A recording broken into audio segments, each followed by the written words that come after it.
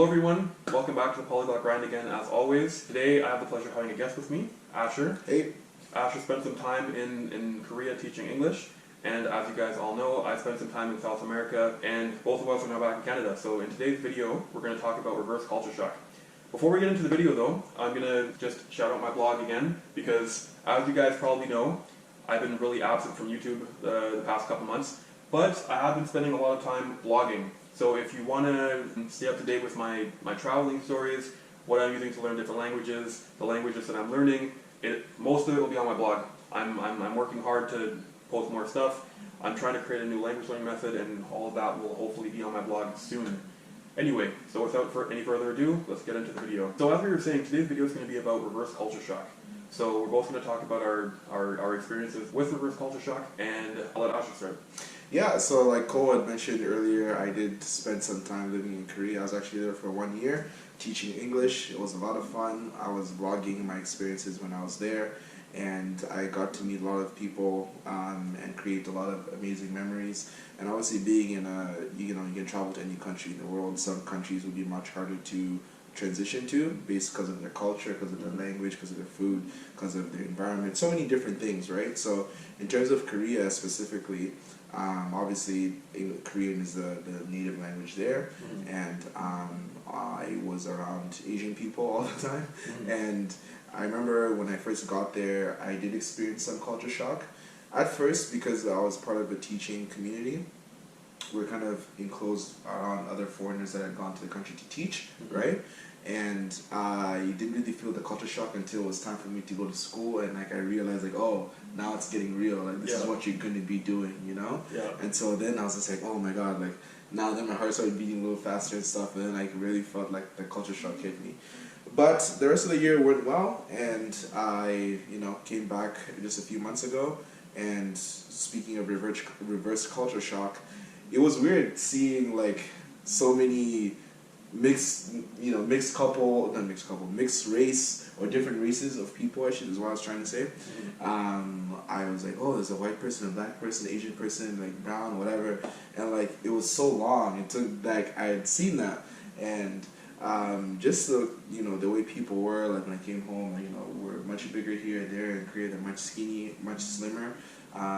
We're louder here. They tend to be very quiet over there, and so like there's a lot of things that I had to get adjusted to, and even like my knowledge on certain things, like when I say certain things or like expect people to know what I know, and they're like, "What are you talking about?" You know what I mean? These are little things where I'm just like, "Oh my god!" Like for example, just the other day, it was Chinese New Year, right? Just this past weekend, and so from my understanding, there's many Asian countries that follow the lunar calendar, right? Yeah. Not just China. Yeah. So they call it Chinese New Year, but like it's like Lunar New Year, pretty much what they're trying to say. Yeah. Now I went to Mandarin and I was talking to the waitress, and she was not Chinese, right? But I asked her, "Oh, do you celebrate Chinese New Year?" But what I meant to say was, "Do you celebrate Lunar New Year?" Yeah. And then she's like, "Oh, like no, I'm not Chinese." And so it was awkward. I'm like, oh, that's not what I meant to say. You know what I mean? Yeah. But in my mind, it made sense, you know? So these are little things that can happen to you, like when you live in one culture, and then you come back, and then like you just kind of expect people to adapt or to understand you, but then like they just don't get it. So yeah. How about you? What are your experiences with reverse culture shock? So I can definitely relate to the whole idea of coming back to Canada and then being surprised by the multiculturalism here, because although there are different ethnicities in Peru, Peru is the country that I spent the most time in, just in case you guys are wondering. Most of the people that I saw in Cusco, because Cusco is also the city I spent the most time in, most of the people were of one race. Obviously there were a few travelers and everything, so I did see a couple other, a couple other white people, a couple other black people, a few Asian people, and so on. But most people in Peru, from what I saw, seemed to be of the same race. So I definitely did notice that people stared when I'd walk down the street or whatever. They stared at the other travelers too and everything. But I totally understand where it's coming from. Like, I don't think there's any malintent behind it. They're just doing it because you don't see it very often. Yeah. So I totally understood that. Yeah. It's kind of cool. Like, you feel kind of famous. Yeah. Did you have people take pictures of you or not? That is another thing I wanted to mention. Yeah. Good. I had a few people. Few people did ask me to take pictures with me.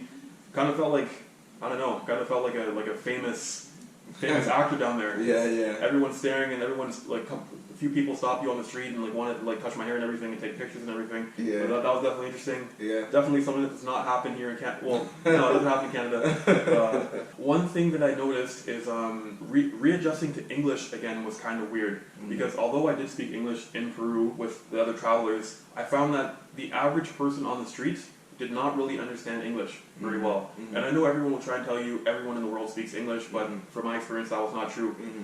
When I would go shopping with other travelers who didn't speak Spanish, we'd go into the stores and then they'd ask a question in English and then the store clerk would respond in Spanish. And then like my traveler friend would say, we don't speak Spanish, we don't understand what you're saying. And then the worker would like continue to respond in Spanish.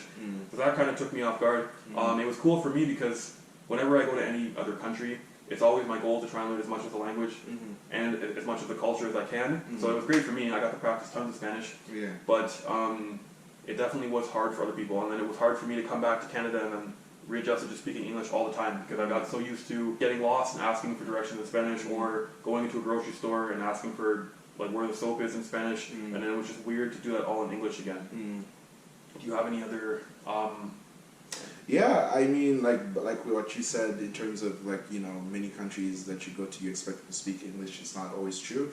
In Korea, actually, in Seoul, they actually are quite a lot of English speakers, which was nice. But I didn't live in Seoul. I lived in a smaller town, like on the east side of the country. And then there was like little to no English speakers.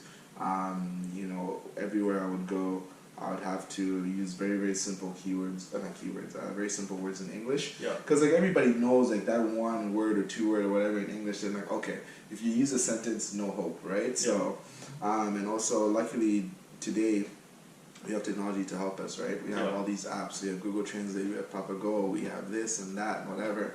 And so it's getting much, much easier to be able to communicate in different languages when you travel abroad due to technology. So, in terms of reverse culture shock, it's been 5-6 months since I've been back, and to be honest, I'm still kind of going through it. I'm sure you would feel this when you like have all these memories in your head. You were at Machu Picchu, right? And you hiked up some Rainbow Mountain or something, And like those are memories that like you will always be forever in your head. And even though it's not necessarily a cultural thing, it's like an experience thing that you felt. And like the fact that you've done that, you could go to bed or one day just wake up when you're home and you're like, man, like I cannot get rid of that moment or that feeling that I had when I was there, you know? So for me, I went to China and I went to Japan, in Tokyo and Beijing specifically. So I got to see the Great Wall of China and I also got to go see some cool sites in Tokyo and stuff. And so it's kind of hard to explain reverse culture shock unless you've experienced it. But it's definitely something that gets to you for a long time. It can take a while, if not forever, to get rid of. So yeah, I agree with that. One thing that I wanted to add to this video, and I feel like Asher might be able to relate to this too, is just the way that people interact with each other is very different depending on the country that you're in. So in Canada, and I'm not saying that any culture does anything objectively better or worse than any other culture. But in Canada, I do find that there is a bit of a superficiality to the way that we interact with people. You might meet someone at a bus stop, you have a conversation, just small talk. It doesn't really mean anything, and it normally doesn't go anywhere. Like, you know, oh, great weather today, stuff like that. And then, you know, if you have small talk for a long enough time, you might even exchange numbers or something and say, yeah, like we'll definitely hang out or something. And then when you actually call that person actually calls you, it's kind of like, whoa, they actually fall in love with what they... Because like I just find in Canada, a lot of the times, and you guys can probably relate to this too, if you're in a North American, if you're like in an English-speaking country, I find we say things just to say things. To be nice, just to be nice. We don't actually mean it. But in South America, I found that people were a lot warmer, and I found that I had a lot more authentic conversations. Not really so much small talk, but it just felt like we're genuinely talking and having a genuinely interesting conversation, which was really interesting for me. And then I got used to that. I got used to like, you know, having deep conversations with like strangers and stuff, and just the warmth and everything. And then I came back to Canada where there's a bit more superficiality, as I mentioned earlier, and people are a bit colder. And then that really, I don't know, I miss South America. I totally get it, because even for me, from my experience, you know, my students, they were so nice and so kind, and if I was walking down the street, they would see me, they would run across the street. Like, sometimes they wouldn't even look to see if a car was passing by. They would just go and just want to like say hi or give me a hug or a high five or something. I don't know. And like, it's like, I would never experience that when I'm here, you know. And even from the teacher's perspective as well, the people that I used to work with, a lot of them would treat me nice, would give me food, give me gifts every now and then unexpectedly. I also went to one of my co-teachers' house for lunch, and then like all these little things here and there. It's just like it makes you feel so good to be like a human being, you know. Exactly, yeah, I agree. I'm sure like not every Korean person experiences this. Like obviously, if you're a regular Korean man and you're walking around, you're not going to get the same hospitality that I would receive if I was living there. So I also understand that hey, you're in a different culture. That's why they're treating you like that. Yeah. But at the same time, it's something that you can experience. And I think for people that are watching this video, traveling to one country is one thing. Like you can go and you can spend a week in wherever, any place, select any place you can in the world. But when you decide to live somewhere, like you spent like 2 months in Peru, when you decide to live somewhere for an extended period of time and then just get adjusted to their norms, their culture, their well-being, like everything that it is that they do, and like immerse yourself in their environment, completely different experience than just visiting a country for a week or so. So I recommend it. But again, going back to the topic of the day, reverse culture shock, it will affect you for a long, long time. And I can attest to that. Yeah. Alright, anyway, thank you everyone for watching this video. Once again, please check out my blog if you'd like to be updated with what I'm doing on a more frequent basis. But if not, I'm hoping to make more videos soon. I know I always say that. But I'm hoping to actually go through with making more videos soon. But yeah, anyway, stay tuned for more. Alright, I'll see you guys again the next time. Bye.